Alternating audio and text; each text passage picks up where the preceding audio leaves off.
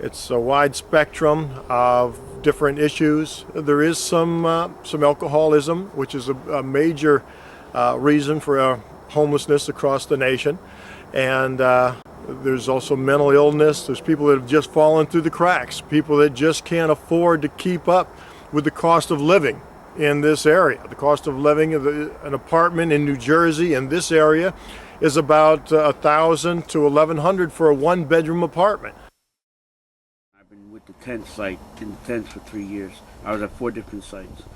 And the wages in this area aren't high enough for a lot of people to afford that type of housing cost. And so a lot of people just can't afford housing in this area. So you set this up here? Yep.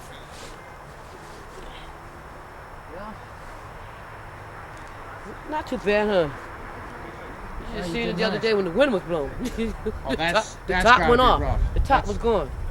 We've had some very Kind of rough windy out days. here, but it's better than what we had.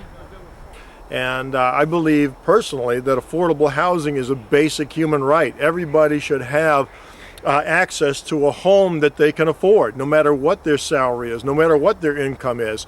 They should have access to affordable housing. And that's, again, one of the reasons that we have, or this camp exists, just to supply affordable housing. That's how it be out here. And now they've been walking through here, they get ready to take this. Really? Yeah, they've been walking out here. You know how when they walk through here and they sort out things, look at that, they get ready to take this. They already told us. Yeah, it's theirs. They get ready to build up right in here. Are they planning on developing it? Yes, I don't know where we're going then. I guess we go further back in the woods. They don't care. Yep. This one, poor little thing right here, don't even have a door. He's a Puerto Rican. He don't even have a door. How long has it been that you've been out here? I've been here for 3 months. This one lady been here for 6 months. It's been here a long time. And you are from the area? Yes. Yes, I am. Sure is. We all are. Yeah, everybody's a local? Uh-huh. Everybody. And everybody in this community pretty much knows each other? Yep. We've known each other for a while. Yep.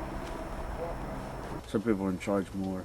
There's 2 people, Chris and Dave, that do a lot of organizing, supervising with that. How have you been able to survive out here? What kind of aid has been given to you? They use propane for the tents sometimes inside for heaters, and they have wood stoves for some of these tents and for the teepees. Yeah, like this Like one right here. Yeah, like that one right there. This gives off a lot of heat. That's what you heat your food. And that's actually a propane lantern there. Yeah, it's a propane lantern. It's working off the 30-pound tank. Good-hearted people out here, the old and stuff. You know, they don't do nothing. We don't even go out there in the life, out there in the world. There's nothing out there. I stay here. Only time I go is I gotta go to a store that's not here. You know, other than that, I don't even go out. And when I do go out, I can't wait to get back. It's terrible out there. Well, this is like almost a family atmosphere. Yeah. Out here. It don't even seem like we're in Lakewood. It feels good out here. I mean, I would rather have better, but this is the best I can get. Now, if somebody offered you to be in a shelter, No. yeah, because No. this The actually shelter is seems- just like living out there on the streets. It's just like living out there on the streets in the shelter. No. Have you been in any shelters? No. Yeah, well, I had it, who was this? Ooh, this was in Savannah, Georgia, though. Yeah. Yeah. And I just went in and went right on out the back door. It was. What was the atmosphere like inside of a shelter? It's like the beds, all the beds is right together. It's people that, you know, you gotta sleep on your belongings, keep somebody from stealing it. You don't know nobody gonna cut your throat the next morning or something. You know, they walking all over you at night. It's not good. So it doesn't feel like a safe place. You're It's saying? not a safe place. I've seen people get killed in them. It's not a safe place at all. And would you say out here it's a much different atmosphere? I'd than a rather shelter? deal with the animals than to deal with the shelter. I really would. And the animals don't even bother us. Nope. The animals is out there in the world. You guys really keep it nice out here. We try to. I feel like I'm in a national park. Really? Yeah, I mean, I it's, feel good. We sleep in this tent. We sleep with the door open at night. I've never been back here before. Really? And I mean, my first impression coming back here, I was just like, wow, it's kept up very nice. Yeah, we try very hard. We get into those butts that don't keep it up either, you know? So everybody's pretty nice out here. Yeah. And I love the nighttime.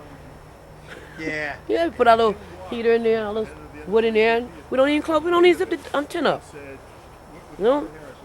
It's pretty nice. But oh, thank God you have some kind of source of heat. Yeah, thanks to Minister Steve. Yeah. He gives us a little propane. See the little propane tanks? Yeah. These are for our lights. We put it on like for our light and stuff. Yeah, and that's for our heat. Right here. And Yep, if it don't I be got for it. him, we wouldn't have none of this. He keeps them filled. And without this, we shot. We are shot. I like it. I prefer it better, but I like it. You know. So I just hope they don't take him nowhere, because they do, they got to take us all. Because I'm going with him. What would That's happen if Minister Steve never came into your life here? I'd probably be in jail. I'd probably been right in jail by now, because I had to survive. I probably would have sold drugs or been stealing. You know? And I'm not very good at either one, so I'd probably be in jail. Pretty much. Because I'm not about to take it, so I'd rather sell it. So I done changed my life over to God and everything. And that was due to Minister Steve coming out? Well, my here? boyfriend and Minister Steve. My boyfriend came and picked me out of the gutter and cleaned me off.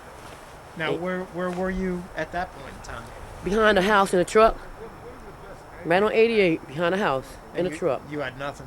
Nothing. I had nothing. I had a sheet. No hope. No hope. Man, I just gave up. I had just gave up. I said, the heck with it. Yeah. Now, you said it's been like 8 years that you've been out in the streets, right? Yeah, on and off with you also. I've gone from hotel to hotel. Sometimes I have money. I spend a couple weeks at a hotel, but it's not. I don't have enough to afford straight through. So basically, like I first started being homeless from 8 years ago, and I was, in other words, I haven't had a solid pay. My last permanent address where I was there at least 8, 9 months to a year and a half was like 8 years ago. 8.5 years ago. It was a Okay. Franklin, and it was the address I mentioned before. I was at Franklin Terrace in Long Branch, 10 Franklin. The only other place I was at before that, where I was at a place permanent, I was at that rooming house, and then I was at an apartment in Middlebrook when something happened, and I didn't get along with a neighbor upstairs from me.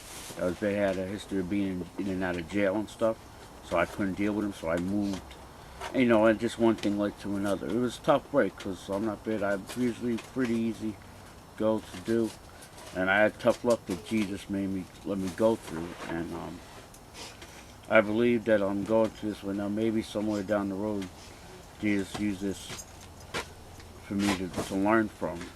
And they have street crime going on in them, so you move out of there because it's too difficult, it's too dangerous.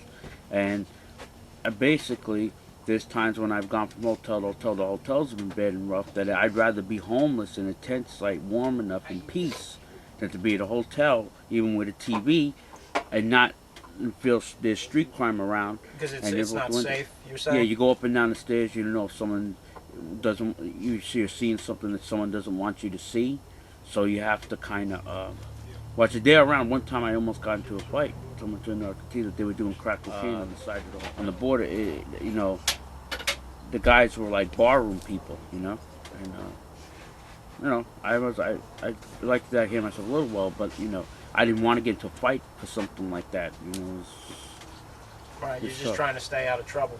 Yeah, it's you know, it just there's the Jersey in particular, and somewhere other areas of the East Coast, they have a lot of problems with that because it gets shipped from other countries. They get shipped drugs and stuff and marijuana. They get shipped from other areas, and this side of the United States is the first to get it, particularly Jersey and New York. They get that stuff, so that's why. You know, Well, that's a Jersey is the big hardest problem. narcotics of the world. I heard it on the radio, some stuff. So it was different. When I heard that, I was kind of like,